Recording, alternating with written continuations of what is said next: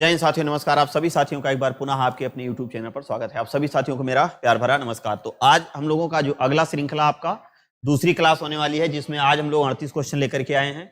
तो चलिए आज इन पर हम लोग व्याख्या करते हैं। पहला सवाल आपके स्क्रीन पे दिख रहा है और फटाफट जो लोग अगर देख रहे हो तो कमेंट कर दीजिए। पहला क्वेश्चन आपका दिख रहा है साइमन कमीशन। सवाल पूछता है साइमन कमीशन से एक क्वेश्चन जरूर आपके एग्जाम में आता है। किस वर्ष भारत पहुंचा था? देखिए, अगर इसके गठन की बात करें कि इसका गठन कब हुआ था, तो इसका गठन हुआ था 1927 में। लेकिन ये भारत पहुंचा था कब? अगर ये क्वेश्चन पूछे कि भारत कब पहुंचा, तो ये पहुंचा था भारत 1928 में। 1928 में इसका उद्देश्य क्या था? इसका उद्देश्य ये था कि जो 1919 का अधिनियम बना था, 1919 का अधिनियम को जांच करने के लिए जांच करना, इसका ये उद्देश्य था। आना था इसको क्या नाम है 1929 में, मतलब 10 वर्ष। लेकिन ये पहले आ गया। जब लगा कि भारत में मामला गड़बड़ हो रहा है, अंग्रेजों की स्थिति खराब हो रही है, तो ये ससुरा पहले आ गया। ठीक, जिसको सब लोग यहाँ से क्या कर दिए, भगा दिए कि चले जाओ, go back Simon, go back Simon, go back Simon, go back Simon. इसको श्वेत साइमन भी कहा गया, मतलब श्वेत कमीशन। इसको क्या कहा गया? श्वेत कमीशन। इसको श्वेत कमीशन के नाम से भी जाना गया। अगला सवाल है संविधान सभा में अंतिम रूप से हस्ताक्षर करने वाले सदस्यों की संख्या कितनी थी? देखिए, अंतिम सदस्यों की अगर बात करें तो आपका 284 है। लेकिन कुल सदस्य की अगर बात करें कि पहले कितने थे, तो 389 थे। लेकिन जब भारत विभाजन हुआ, भारत विभाजन, ये सब क्वेश्चन पूछा जाता है, कुल भी पूछा था भारत विभाजन के बाद, तो भारत विभाजन के बाद 299 बचे थे। और हस्ताक्षर करने वालों की संख्या कितनी थी? 284। और इसमें कितनी महिलाएं थी? तो इसमें 15 महिला थी। कितनी महिला थी? 15। और पहली बैठक में केवल और केवल 10 महिलाएं थी। अगला सवाल है कि द्रवों का घनत्व मापने के लिए, बहुत बढ़िया, द्रवों का घनत्व मापने के लिए किस उपकरण का उपयोग किया जा सकता है? तो यहां पर आपका हाइड्रोमीटर का प्रयोग किया जाता है। हाइड्रोमीटर का प्रयोग किया जाता है। उसके अलावा आप देख रहे हैं कि जो हाइड्रोमीटर है, इसके तहत द्रव घनत्व नापते हैं। एनीमोमीटर है, जिसके तहत वायु वेग मापते हैं। रेडियोमीटर है, जिसके तहत गैस के मिश्रण का आयतन में परिवर्तन मापते हैं। और एक वेवमीटर है, जिसमें मृदा के आंतरिक गुणों का मापन करते हैं। और एक पिकनोमीटर है, जिसमें पानी की मात्रा और उसकी शुद्धता को यहां पर मापते हैं। ठीक, अगला क्वेश्चन है भीमराव अंबेडकर विश्वविद्यालय विद्या विहार किस शहर में स्थित है? तो ये आपका स्थित है कहां पे? लखनऊ में। कहां पर स्थित है भैया आपका? तो ये आपका लखनऊ में स्थित है। ठीक, अगला सवाल है कि उत्तर प्रदेश पुलिस का मुख्यालय कहां स्थित है? उत्तर प्रदेश पुलिस मुख्यालय अगर बात करेगा कि उत्तर प्रदेश पुलिस का मुख्यालय कहां पर है, तो आपका इलाहाबाद सही हो जाएगा। इलाहाबाद का मतलब प्रयागराज आपका यहां सही हो जाएगा। ये सब बेसिक क्वेश्चन है। उत्तराखंड किस वर्ष अस्तित्व में आया था? देखिए, उत्तराखंड की अगर हम लोग बात करें, पहले ये उत्तर प्रदेश में ये शामिल था, लेकिन 9 नवंबर 2000 को ये जो है एक नया राज्य बन गया उत्तराखंड। उत्तर प्रदेश को काट करके एक अलग राज्य बना दिया गया था। ठीक, अगला प्रश्न है कि बरसाना होली के साथ खेली जाती है। देखिए, बरसाना होली ... किसके साथ खेली जाती है? टमाटर के साथ, दूध के साथ, पत्थर के साथ, किसके साथ? डंडे के साथ। डंडे के साथ आप देखते होंगे बरसाना होली मथुरा वगैरह में बहुत जबरदस्त तरीके से इसको खेलते। उत्तर प्रदेश में आयोजित काम्पिल मेला किस समुदाय से जुड़ा हुआ है? यहां पर क्या पूछा है? समुदाय पूछा है। तो किस समुदाय से जुड़ा हुआ है भैया? जैन समुदाय से। जैन के लोग जो है इस मेले को बहुत जबरदस्त तरीके से खेलते हैं उत्तर प्रदेश में। भारत में कथक नृत्य की एक शास्त्रज्ञ है। तो भारत में कथक नृत्य के कौन एक शास्त्रज्ञ हैं इसमें? तो कौन एक शास्त्रज्ञ है भैया? पंडित बिरजू महाराज जी। कौन है इसमें? पंडित बिरजू महाराज, पंडित बिरजू महाराज। और इससे जुड़े कुछ महत्वपूर्ण तथ्य देख लीजिए। जैसे पंडित बिरजू महाराज की बात करें तो इनका कथक है, तो ये तो इनका हो जाएगा उत्तर प्रदेश। लेकिन सोनल मानसिंह की बात करें तो भरतनाट्यम हो जाएगा उड़ीसी। और यहीं पर मल्लिका साराभाई की बात करें तो कुचिपुड़ी आपका भारतनाट्यम।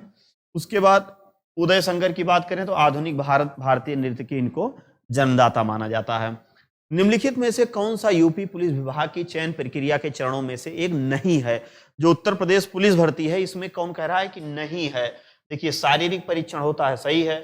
शैक्षिक योग्यता बिल्कुल सही है। आयु पात्रता होनी चाहिए, सही है। लेकिन भाषा का कोई परीक्षण नहीं होता है, किसी स्पेशल भाषा का परीक्षण यहाँ पे नहीं होता है। अगला सवाल है, एक पौराणिक कथा के अनुसार किस देवता के, कह रहा है कि दशाश्वमेध घाट पर किए जाने वाले दशाश्वमेध यज्ञ के दौरान 10 घोड़ों की क्या दी जाती थी? बलि दी जाती थी। भैया ये भगवान ब्रह्मा। ठीक, आपका बी आंसर इसमें सही होगा। भारत में बहादुरी का सर्वोच्च पुरस्कार, बहुत बढ़िया, बहुत अच्छा है। कह रहा है कि भारत में बहादुरी का सर्वोच्च पुरस्कार निम्नलिखित में से कौन सा है? अशोक चक्र है, परमवीर चक्र है, कीर्ति चक्र है, तो आपका वीर चक्र। अगर सेना से जुड़ा बात करें, पुलिस विभाग से जुड़ा बात करें, तो आपका कौन सा हो जाएगा? परमवीर चक्र हो जाएगा, क्योंकि पुलिस से जुड़ा है तो इसलिए ये परमवीर चक्र हो जाएगा। अगला क्वेश्चन आपका है, माई पैसेज फ्रॉम इंडिया, बहुत बढ़िया, एक पुस्तक है। देखिए, पुस्तक की एक हम 2 वीडियो बनाए हैं, एक आपका 40 क्वेश्चन का दोनों वीडियो है। दोनों वीडियो में अगर आप देख लेते हैं, सारा क्वेश्चन पुस्तक से आपका एक भी गलत नहीं होगा, वो आपको शाम तक मिल जाएगी। तो माई पैलेस फ्रॉम इंडिया द्वारा लिखी गई एक किताब है, किसके द्वारा लिखी गई है? एक मुल्कराज आनंद जी हैं, और एक आपके एडवर्ड मॉर्गन फास्टर जी हैं, विद्याधर सूरज प्रसाद जी हैं, तो इस्माइल मर्चेंट जी हैं। कौन है? इस्माइल मर्चेंट। किसके द्वारा लिखी गई है? इस्माइल मर्चेंट जी के द्वारा लिखी गई है। अगला पुस्तक है विश्व पर्यावरण दिवस। ये तो कोई मतलब का नहीं है, बहुत सस्ता क्वेश्चन है जिसको हर किसी को पता है। कब मनाया जाता है? ये 5 जून को, विश्व पर्यावरण दिवस। अगला प्रश्न है, जेट इंजन का आविष्कार किसके द्वारा किया गया था? 1907 में किया गया था, लेकिन कौन किए थे? तो सर फ्रैंक विंटल के द्वारा किया गया था। सर फ्रैंक विंटल के द्वारा इसका किया गया था। अगला है कि निम्नलिखित में से कौन सा सामाजिक मीडिया नेटवर्क सार्वजनिक रूप से सूचीबद्ध कंपनी नहीं है? करा है कि सूचीबद्ध कंपनी कौन नहीं है? कंपनी नहीं है, ट्विटर है, फेसबुक है, वीवो, लेकिन कोयरो आपका नहीं है। ये आपकी कहां से है? तो ये आपकी यूएसए से है। कहां से है? यूएसए से है। ठीक, अगला प्रश्न है कि किस भारतीय राज्य में सर्वाधिक क्षेत्र में वन स्थित है? देखिए, वन स्थित की अगर हम लोग बात करें तो सबसे ज्यादा विकल्प के अनुसार आपका कौन सा हो जाएगा? मध्य प्रदेश। पहले स्थान पे कौन सा हो जाएगा? आपका मध्य प्रदेश। और दूसरे स्थान की अगर बात करें, आपका हो जाएगा अरुणाचल प्रदेश। दूसरे स्थान पे आपका अरुणाचल प्रदेश। लेकिन वहीं तीसरे स्थान पे अगर बात करेगा तो आपका छत्तीसगढ़। लेकिन अगर पूर्वोत्तर में पूछे कि पूर्वोत्तर में कौन सा है, तो ऑलरेडी वो पहले ही स्थान पे आ जाएगा। और वहीं चौथे स्थान पे अगर बात करें तो आपका कौन सा हो जाएगा? उड़ीसा। ठीक, अगला प्रश्न है कि फिनलैंड की शासकीय मुद्रा क्या है? फिनलैंड की शासकीय मुद्रा यूरो है। क्या है भैया? यूरो है। फिनलैंड की जो शासकीय मुद्रा है वो कौन सी है? यूरो है। अगला प्रश्न है, कौन सी रेखा भारत और पाकिस्तान के बीच सीमा का निर्धारण करती है? चलिए देखते हैं। मैकमोहन की बात करें तो ये भारत चीन है। इसकी अगर हम लोग बात करते हैं तो ये भारत चीन है, तो ये तो नहीं होगा। रेड क्लिफ की अगर हम लोग बात करें, रेड क्लिफ, तो ये आपका कौन सा पूछ रहा है? भारत पाकिस्तान। तो रेड क्लिफ की बात करें, आपका हो जाएगा भारत पाकिस्तान। निर्धारण वही आपका जो है 1947 में हुआ। मेडिसन लाइन कोई मतलब नहीं। डूरंड, ये डूरंड, ये आपका अफगानिस्तान और पाकिस्तान। तो आपका आंसर कौन सा हो जाएगा? Red Cliff. Cyril red Cliff के द्वारा इसका निर्धारण किया गया था। अगला प्रश्न है, प्योंगयांग किस देश की राजधानी है? बहुत बढ़िया क्वेश्चन पूछता है। प्योंगयांग उत्तरी कोरिया। मारधार, काटपिल्ले, बमबारी ज्यादातर कहां से होती है? तो इससे युद्ध अक्सर ये लोग एकदम खतरनाक जो है हथियार वगैरह तैयार करते रहते हैं। कौन सा संयुक्त राज्य अमेरिका का एक राज्य नहीं है? कह रहा है। कौन सा कह रहा है कि राज्य नहीं है? भैया न्यूयॉर्क भी है, मिनेसोटा भी है, लुइसियाना भी है, अटलांटा एक शहर है। अटलांटा एक क्या है? एक ये शहर है। शहर किसकी ये राजधानी है? ये भैया जॉर्जिया की राजधानी। इसकी जॉर्जिया की राजधानी है। ये जॉर्जिया की क्या है? राजधानी है। ठीक, अगला प्रश्न है कि लक्षद्वीप के लोग, इनकी लक्षद्वीप के लोगों की भाषा क्या है? मलयालम है। लेकिन मलयालम के अलावा दूसरी भाषा इनकी कौन सी है? तो महल है। कौन सी है? महल। कभी कभी महल, महल भी लिखा मिलता है। अगला प्रश्न है कि शिवाजी के छोटे बेटे का नाम बताएं जो तीसरे छत्रपति थे। देखिए, तीसरे छत्रपति की अगर हम लोग बात करें तो राजा राम हुआ करते थे। राजा राम की मृत्यु जब 1700 में हो गई थी। इनकी मृत्यु कब हुई थी? 1700 में। जब इनकी मृत्यु 1700 में हुई थी तो इनकी एक पत्नी थी जिनका नाम था ताराबाई। ताराबाई, तो ताराबाई अपने पुत्र शिवाजी द्वितीय को शासक बना के और स्वयं क्या बन गई थी, संरक्षिका बन गई थी। अगला प्रश्न है, उड़ीसा से प्रारंभिक प्राचीन लोक नृत्य कौन सा है? घुमरा। कौन सा है भैया? घुमरा। घुमरा आपका यहाँ आंसर सही हो जाएगा। अगला प्रश्न है, अरावली पर्वत श्रेणी की सबसे ऊंची चोटी कौन सी है? देखिए अरावली पर्वत श्रेणी की अगर हम लोग बात करें तो ये सबसे भारत की विश्व में सबसे प्राचीनतम वली पर्वत श्रेणी है, जिसको ब्लाक पर्वत श्रेणी कहते हैं, जिसकी सबसे ऊंची चोटी है कौन सी? गुरु शिखर, जो माउंट आबू पहाड़ी पर स्थित है, जिसकी ऊंचाई कितनी है? 1722 मीटर, जो आपकी माउंट आबू पहाड़ी पर स्थित है। अगला है कि गोपद ब्राह्मण ग्रंथ किस वेद से है?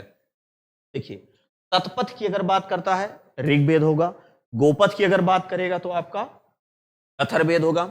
अथर्ववेद जो है वो सबसे बाद का वेद है, ठीक, और इसी का है एक गोपथ ब्राह्मण ग्रंथ। अगला प्रश्न है, ब्यास नदी किसकी सहायक है? ब्यास नदी, ब्यास नदी किसकी सहायक है भैया? चिनाब की नहीं, रावी की नहीं, सतलज की सहायक है। किसकी सहायक है? सतलज, और सतलज जाके चिनाब की सहायक है, और चिनाब सबको घसीट के ले जाके सिंधु में मिला देती है। जैसे ये सिंधु नदी है और इधर से जो है ये आपकी चिनाब है, ये आपकी झेलम है, ये आपकी रावी है, ये ब्यास है, और ये आपकी सतलज है। तो ये सबसे ऊपर वाली नदी आपकी सिंधु है, और ये आपकी झेलम है, ये आपकी चिनाब है, ये आपकी रावी है, ये आपकी ब्यास है, और इधर आपकी सतलज है, सतलज। तो आप देख रहे हैं केवल यही वाली नदी है, ये वाली नदी जो जाके सहायक हो रही है। अगला प्रश्न है, निम्न में से किस स्थान पर सर्वाधिक वर्षा होती है? देखिए सर्वाधिक वर्षा की अगर बात करें, गोरखपुर में लगभग 120 से 25 सेंटीमीटर, बक्सर से लगभग बात करें यहाँ भी लगभग 130 से 150 के आसपास, कोलकाता में अगर हम लोग बात करें तो लगभग 200 सेंटीमीटर, शिलांग में बात करें तो 250 सेंटीमीटर। इसका मतलब सर्वाधिक वर्षा इन विकल्प के अनुसार आपका कौन सा हो जाएगा? शिलांग, सबसे ज्यादा वर्षा होती है। अगला है कि पूर्वोत्तर राज्यों में असम कितने राज्यों की सीमा को स्पर्श करता है? देखिए पूर्वोत्तर राज्यों की अगर हम लोग बात करें, ये है पूर्वोत्तर राज्य, ये और ये आपका असम है, इधर से अरुणाचल, इधर से नागालैंड, इधर से मणिपुर, इधर से त्रिपुरा, इधर से मिजोरम, सॉरी त्रिपुरा मिजोरम, इधर से आपका अरुणाचल प्रदेश, सॉरी मेघालय, तो क्या नाम है मेघालय, और इधर से आपका जो टच करता है पश्चिम बंगाल। एक हो गया, दो हो गया, 3 4 5 6 7, तो 7 राज्यों, कितने राज्यों को? असम की बात कर रहा है कि असम कितने राज्यों की सीमा को स्पर्श करता है? 7। ये 7 सिस्टर स्टेट का सबसे ज्यादा सीमावर्ती राज्य वाला है। संविधान के किस भाग में व्यापार एवं वाणिज्य की बात की गई? हमने आपको पहले ही बताया था कि 13 जगह सामान लाएंगे तो आपका व्यापार स्थापित होगा, तो आपका आंसर इसमें कौन सा हो जाएगा? भाग 13। भाग 10 की अगर हम लोग बात करें, SC ST का उल्लेख है। भाग 17 में राजभाषा है, 19 में प्रकीर्ण या मिसलेनियस की बात की गई है। अगला प्रश्न है कि 9 विद्वानों की मंडली किस मुगल शासक के दरबार में रहती थी? देखिए 9 विद्वानों की मंडली की अगर हम लोग बात करें तो अकबर के दरबार में रहते थे, जिसमें 5 मुस्लिम थे और 4 हिंदू थे, ठीक। अगला है कि निम्न व्यापारियों में सर्वप्रथम भारत आने वाले व्यापारी कौन से थे? सबसे पहले पुर्तगाली आए थे, उसके बाद डच आए थे, उसके बाद अंग्रेज आए थे, फ्रांसीसी। तो पुर्तगाली विकल्प में नहीं है, तो आपका डच यहाँ पर सही हो जाएगा। अगर इनकी हम लोग बात करें तो 1595-96 ईस्वी में आए थे, लेकिन अगर हम लोग पुर्तगाली की बात करें, पुर्तगाली जो है ये 1498 में ही आए थे। और अगर अंग्रेज की बात करें तो अंग्रेज जो है वो 1608 ईस्वी में आए थे। सबसे पहले आने वाले कौन थे ये? और डेनिश की बात करें तो 1616 में आए थे, और इनकी बात करें तो 1664 में आए थे। सबसे पहले आपके इसमें विकल्प के अनुसार डच आंसर सही हो जाएगा। निम्न में से किस अनुच्छेद में कार्यपालिका और न्यायपालिका के अलगाव की बात करता है, मतलब पृथककरण की बात करता है? 49 में है स्मारकों की रक्षा, 50 में अलग करने की बात करता है, 51 में विदेश नीति की बात की गई है, और 52 में राष्ट्रपति के पद का उल्लेख किया गया है। गरसोप्पा जलप्रपात, भैया गरसोप्पा को और भी नामों से जाना जाता है, चाहे आप इनको गरसोप्पा कहिए, चाहे आप महात्मा गांधी कहिए, चाहे आप राजा रानी जलप्रपात कहिए, चाहे जोग जलप्रपात कहिए। ये आपका कर्नाटक राज्य के शिमोगा जिले में स्थित है। कौन सी नदी है? तो शरावती नदी। कौन सी है? शरावती नदी, शरावती नदी, ठीक। और अगर ऊंचाई के आधार पर देखा जाए तो ये लगभग आपका 253 से लेकर के 60 मीटर के एवरेज में ऊंचाई, मतलब ये सबसे लंबा है, इसकी जो धारा है वो सबसे लंबी है। अगला है कि राष्ट्रीय राजमार्ग NH7, राष्ट्रीय राजमार्ग NH7 NH7 की अगर बात करें तो ये किसको किसको जोड़ता है, तो भैया यहां पर है वाराणसी, यहां पर है वाराणसी, तो यहां पर है कन्याकुमारी, कन्याकुमारी, तो वाराणसी से कन्याकुमारी को जोड़ता है, वाराणसी से कन्याकुमारी, तो दिल्ली कोलकाता मुंबई, दिल्ली कोलकाता, वाराणसी से कन्याकुमारी, वाराणसी से आपका कन्याकुमारी, सी वाला ऑप्शन आपका सही होगा। अगला है कि हुंडरू जलप्रपात किस नदी पर है। हुंडरू जलप्रपात की अगर हम लोग बात करें, ये आपका कहां पड़ेगा, झारखंड में स्वर्णरेखा नदी पर हुंडरू वाटरफॉल। भारत की सबसे बड़ी खारे पानी की झील है, तो भारत की सबसे बड़ी खारे पानी की झील की अगर हम लोग बात करें तो यहां पर आपका सांभर हो जाएगा। बुलर की अगर बात करें तो ये मीठे पानी की है ना, ये मीठे पानी की है। पुलिकट की बात करें तो ये आपकी तीसरी सबसे बड़ी झील है, तीसरी। और लोकटक भाई ये आपका मणिपुर में स्थित है। अगला प्रश्न है 38 नंबर क्वेश्चन, अर्थात अंतिम क्वेश्चन आपका, कि साखी शबद रमैनी, साखी शबद रमैनी नामक ग्रंथ है किसका है। ये तीनों के संग्रह को बीजक कहते हैं और ये किसका है, कबीर दास जी का। किसका है, कबीर दास जी का। तो ये 38 सवाल की जो पुलिस भर्ती के लिए आपके 38 जीएस के क्वेश्चन आएंगे, उसमें करंट के क्वेश्चन को छोड़ करके बाकी जितना भी मिसलेनियस पढ़ा दे रहे हैं, आपका मान के चलिए लगभग 30, कम से कम 30 सेट बनेगा। और 30 सेट बनेगा तो 30 सेट में 3 त्रिका 9 8 24, बहुत ढेर सारे सवाल हो जाएंगे। इससे आपका लगभग काम हो जाएगा अगर आप इसको देख लेते हैं। इससे फायदा ये होगा कि कम से कम जो एग्जाम में क्वेश्चन आए हुए हैं या जो एग्जाम में क्वेश्चन आएंगे या किस प्रकार से टेक्निकल शब्द का प्रयोग आयोग करता है, वो सारा सब कुछ आप यहाँ से सीख लेते हैं। मिलते हैं नेक्स्ट क्लास में, तब तक के लिए आप सभी साथियों को जय हिंद, वंदे मातरम।